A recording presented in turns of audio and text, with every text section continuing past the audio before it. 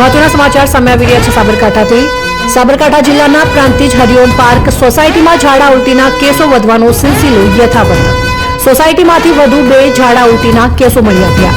સોસાયટીમાં સર્વે બાદ પણ ઝાડા ઉલટીના કેસો મળવાનું યથાવત। સોસાયટીમાં વધુ એક મહિલા સહિત પુરુષને ઝાડા ઉલટી થતા સારવાર લેવી પડી। દિવસે ને દિવસે વધતા જતા કેસોને લઈને સોસાયટીના રહીશોમાં ભયનો માહોલ। એક તરફ ગરમી અને બીજી તરફ દૂષિત દુર્ગંધ પાણીને લઈને ઝાડા ઉલટીના કેસોમાં વધારો થઈ રહ્યો છે।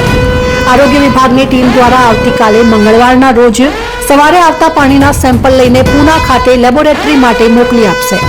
હાલ તો દૂષિત અને દુર્ગંધ મારતા પાણીને લઈને રહીશોમાં ભયનો માહોલ। ત્યારે આમને આમ કેસો વધશે તો કમળો કમળી જેવી બીમારી ઘર કરે તો નવાઈ નહીં। સોસાયટીમાં નાના મોટા સહિત કુલ ઝાડા ઉલટીના કેસોનો આંકડો 23ને પાર પહોંચ્યો। સોસાયટીમાં નળના દુર્ગંધયુક્ત પાણી આવતું હોવા છતાંય પ્રાંતિજ પાલિકા કાચબાની ગતિએ કામગીરી કરી રહી છે। આખરે દૂષિત દુર્ગંધ પાણીને લઈને સોસાયટીના રહીશોને ઝાડા ઉલટીમાં સંપડાવવાનો વારો આવ્યો છે।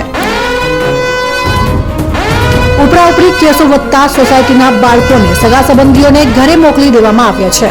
પાલિકા દ્વારા ઝડપી કામગીરી નહીં થાય તો સોસાયટીના રહીશો દ્વારા પ્રાંતિજ પાલિકામાં જઈને ગાંધી ચિંધ્યા માર્ગે આંદોલન કરશે।